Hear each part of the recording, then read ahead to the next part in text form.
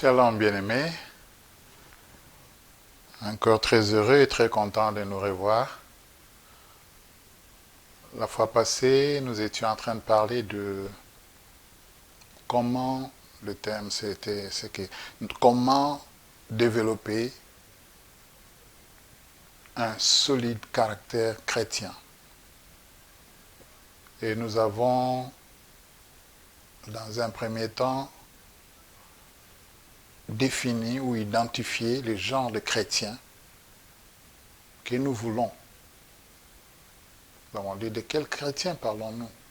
On dit que nous ne parlions pas de chrétiens qui s'est contenté d'être baptisé, qui ne va à l'église que les jours de dimanche, de chrétien qui se contente juste de donner sa dîme ou d'assister à certaines réunions quand il veut ou certaines manifestations, mais qui n'est pas régulier à l'église, qui ne se sent pas engagé, qui n'est pas dans le champ du Seigneur. Donc, ce n'est pas de ces chrétiens-là qu'il s'agit. Ce n'est pas d'un chrétien formaliste, d'un chrétien des dimanches. Et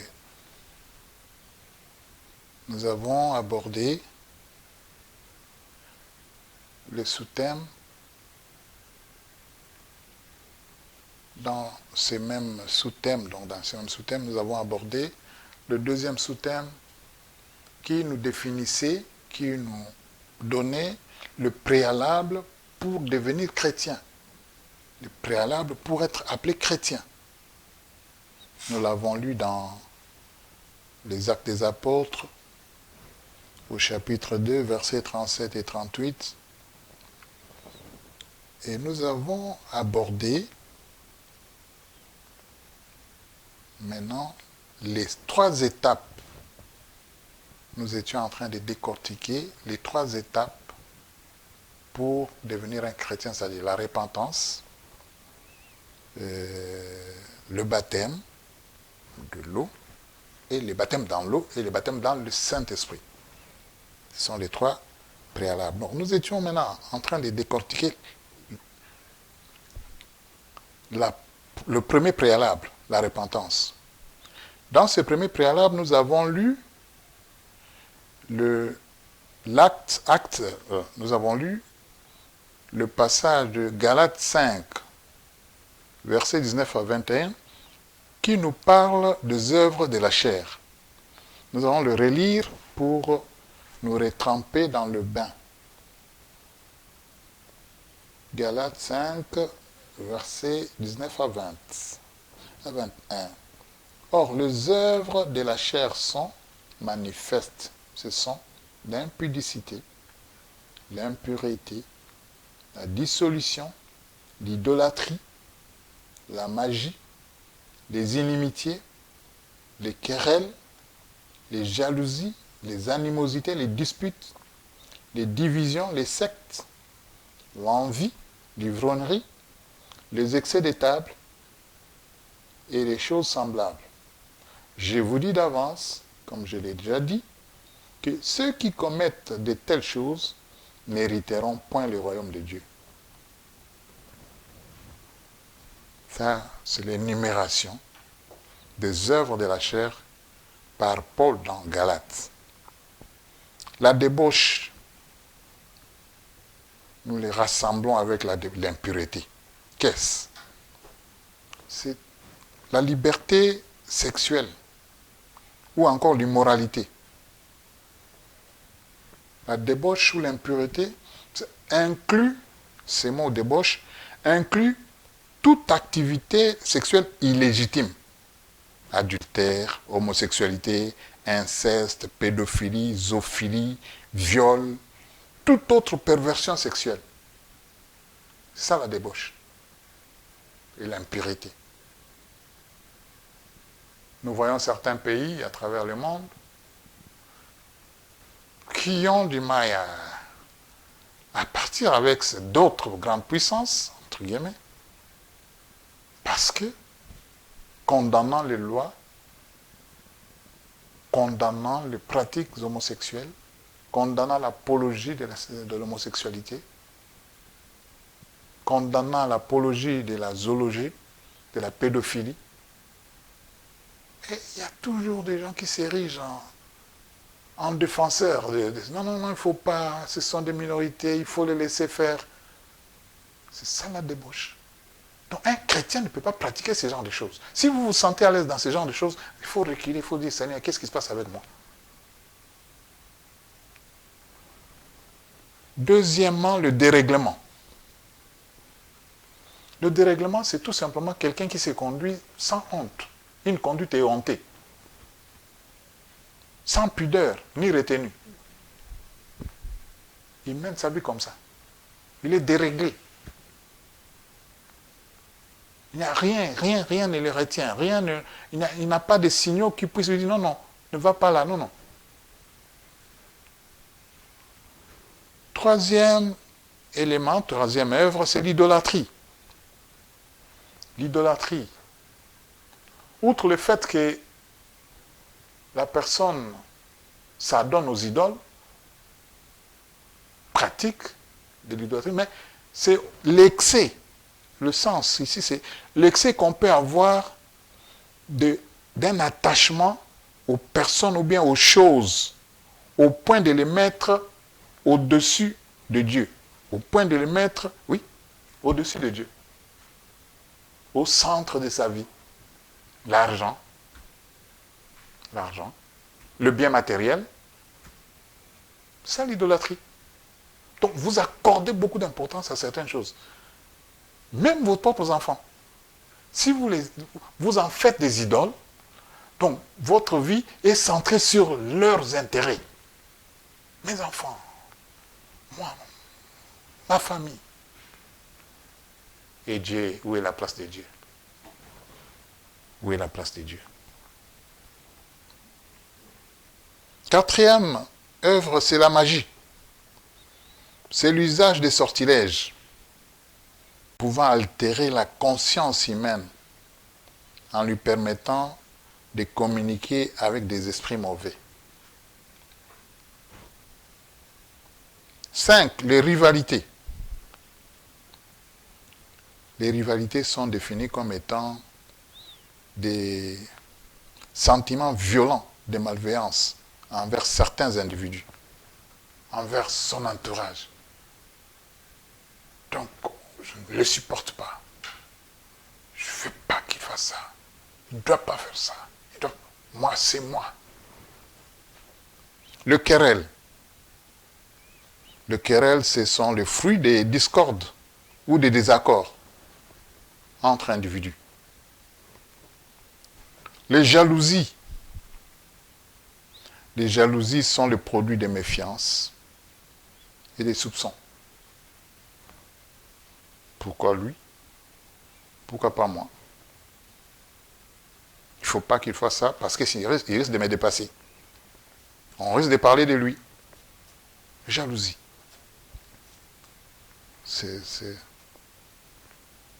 Ces choses, les médecins nous disent toujours que ce sont des choses qui sont à la base des maladies psychosomatiques. 8. Les animosités. L'animosité exprime une pression réprimée. 9. Les disputes.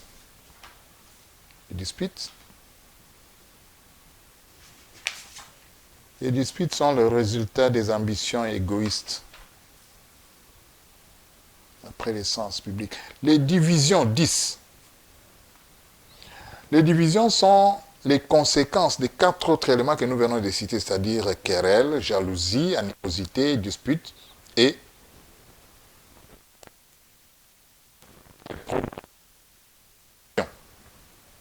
les sectes. Les sectes, ce sont des groupes de personnes ayant sur certains points des opinions particulières. Pourquoi on parle des sectaires? Celui-là, il est sectaire. Ces gens sont des sectaires. Ils ont un aspect de la vie, ou ils ont pris un aspect de la parole de Dieu, et ils en ont fait toute une religion. Ils deviennent sectaires. les sectes. L'envie, 12e élément, l'envie, c'est le mécontentement, la haine envers ceux qui réussissent dans leur vie. Envier quelqu'un, c'est poser la question, pourquoi lui et pourquoi pas moi? Enfin, 13e élément, les excès des tables. Ça, bon, c'est que c'est. Les excès des tables sont des festins tapageurs, des festins où les gens ne se contrôlent plus. Les gens ne se contrôlent plus, ils prennent du n'importe quoi. Ils prennent tout à l'excès. En excès. Et en dehors de cette liste que Paul a énumérée, il en donne une autre. Dans Romains chapitre 1, verset du 29e au 32e verset. Nous allons juste le survoler. Il ajoute, donc dans Romains chapitre 1, verset 9 au 32e verset, du 29e verset au 32e, l'apôtre Paul ajoute à la liste d'autres œuvres de la chair qui sont toute espèce d'injustice, de méchanceté, de cupidité, malice, envie, meurtre, querelle, ruse, malignité, rapporteur, médisant, impie, arrogant, hautain, fanfaron, ingénieux au mal, rebelle aux parents, manque d'intelligence et de loyauté, manque d'affection naturelle, manque de miséricorde. Donc, Paul, nous retrouvons même certains éléments qu'il a déjà cités dans Galates, il les cite aussi dans Romains, injustice, méchanceté, cupidité, malice, envie, meurtre. Vous pouvez vous demander, mais je n'ai jamais tué personne, qu'est-ce que je fais? Mais le penser, souhaiter la mort à quelqu'un, et les souhaiter du fond de son cœur, c'est déjà là, vous l'avez déjà tué. Mais les pratiques, les avortements, accepter les avortements, cautionner les avortements, sont des meurtres. Sont des meurtres. Un chrétien ne peut pas faire ça. Un chrétien doit s'éloigner de ce genre de pratiques. Outre la liste qu'il ajoute dans Romains, il en ajoute une autre dans 1 Corinthiens, chapitre 6, versets 9 à 10. Paul énumère une autre liste, il dit, il y a les impudiques, les idolâtres, les adultères, les efféminés,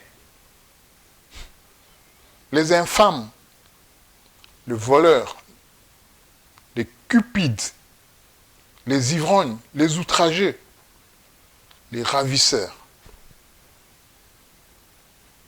Donc, comme observation, nous pouvons dire ceci, que, en fait, tous ces éléments reviennent. Ce sont les mêmes éléments qui reviennent, mais que nous pouvons catégoriser dans 3 domaines dans la vie, dans la vie humaine. Il y a la sexualité, tous ces éléments, donc les listes que nous avons énumérées, même dans l'Apocalypse, on peut retrouver aussi d'autres éléments qu'on ajoute, des œuvres de la chair. On peut les catégoriser dans 3 domaines de la vie humaine. La sexualité, premier domaine. La religion, deuxième domaine. Et les relations humaines entre les humains, troisième domaine. Ces mots-là, ces mauvaises œuvres-là, ces œuvres de la chair, circulent donc dans ces 3 domaines, sont identifiés dans ces 3 domaines. Et cela étant donc, nous passons maintenant au deuxième préalable pour devenir un chrétien modèle,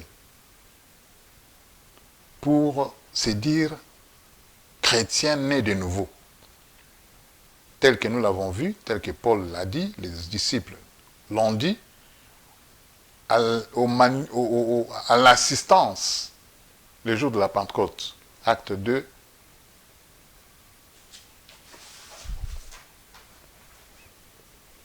« 37 à 38. Le baptême d'eau. Le baptême. Le baptême d'eau. Nous parlons d'abord du baptême d'eau. Nous prenons acte. Parce qu'il a dit baptiser, soyez baptisés et recevez le Saint-Esprit. Donc, répentez-vous, soyez baptisés et recevez le Saint-Esprit. Maintenant, soyez baptisés, le baptême. Acte, nous pouvons lire dans Acte chapitre 10.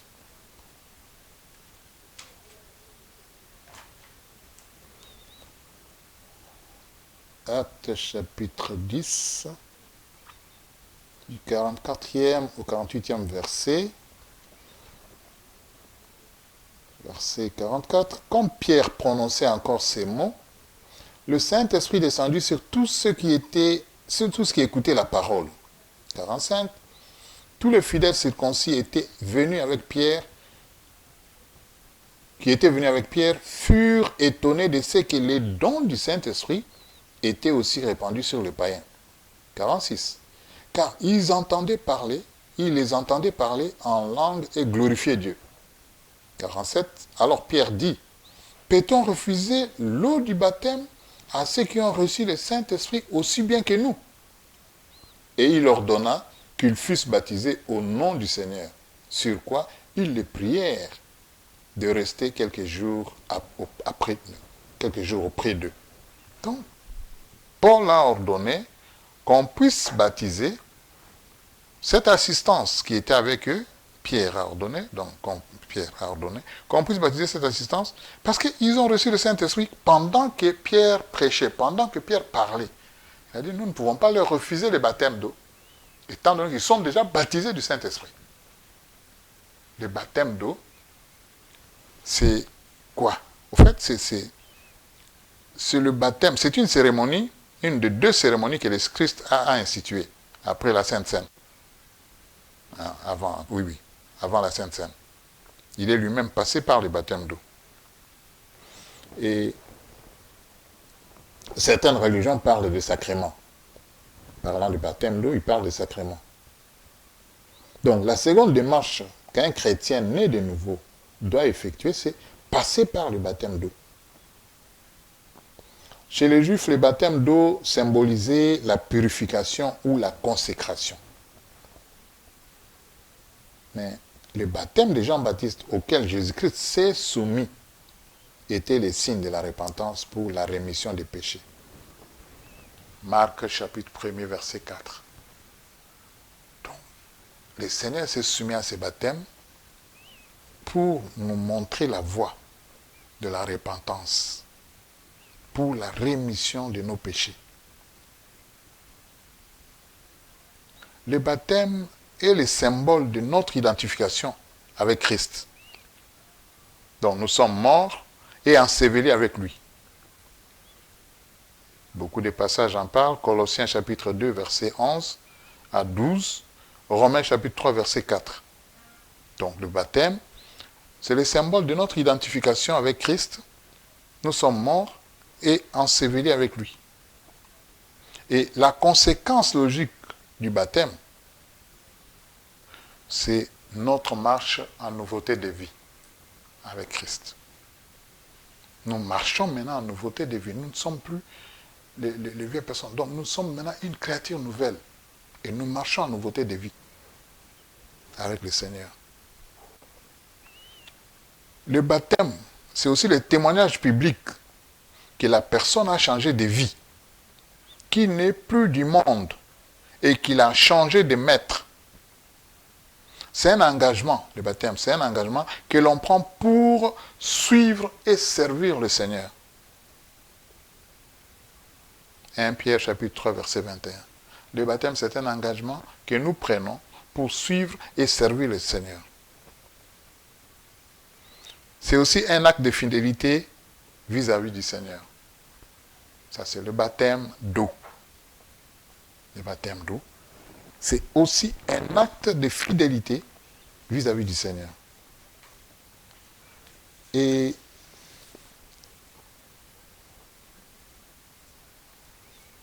le deuxième élément, ou le deuxième préalable, étant ainsi défini, nous passons au troisième, c'est celui de recevoir le Saint-Esprit. Le deuxième élément,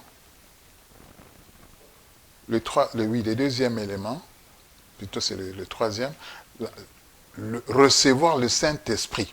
Le Seigneur a dit à ses disciples de rester à Jérusalem pour attendre l'avènement du Saint-Esprit. Et il leur a dit, Acte chapitre 1er, verset 8, il dit, vous recevrez une puissance. Le Saint-Esprit survenant sur vous. C'est alors que vous serez mes témoins. En Judée, à Jérusalem, en Judée, en Samarie et dans toutes les extrémités de la terre. C'est que le Saint-Esprit, c'est le Saint-Esprit qui fait d'un chrétien un témoin. C'est le Saint-Esprit qui donne la force. C'est le Saint-Esprit qui confirme au chrétien son identité en Christ. Passant le Saint-Esprit, on ne peut rien. Ésaïe l'a dit.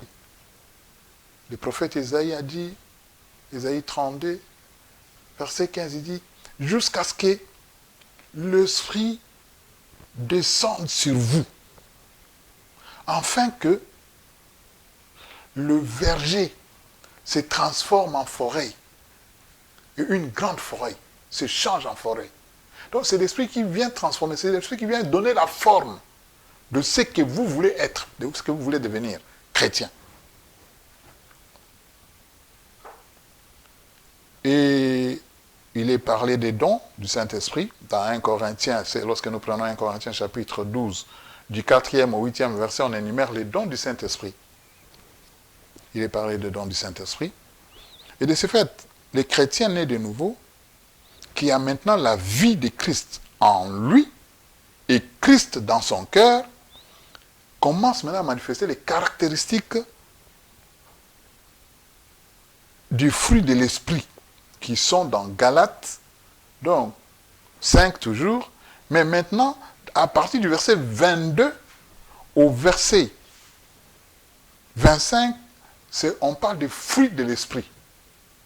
Nous allons juste lire et prochainement, nous allons aussi les énumérer et expliquer ce que ça signifie, ce que ces fruits signifient. Nous allons rapidement prendre Galates. Galates 5, 22 à 25 pour lire les fruits de l'Esprit. Nous verrons prochainement pour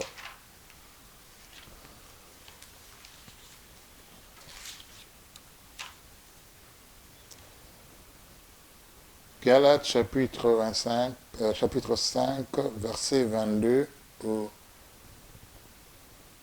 25e. Mais les fruits de l'Esprit, c'est l'amour, la joie, la paix, la patience, la bonté, la bénignité, la fidélité, la douceur, la tempérance. La loi n'est pas contre ces choses. Ceux qui sont à Jésus-Christ ont crucifié la chair avec ses passions et ses désirs. Si nous vivons par l'Esprit, marchons aussi selon l'Esprit. Amen. La prochaine fois, quand nous allons nous retrouver, nous allons énumérer, expliquer le 9 fruits de l'Esprit tel qu'énuméré par Paul dans le livre des Galates.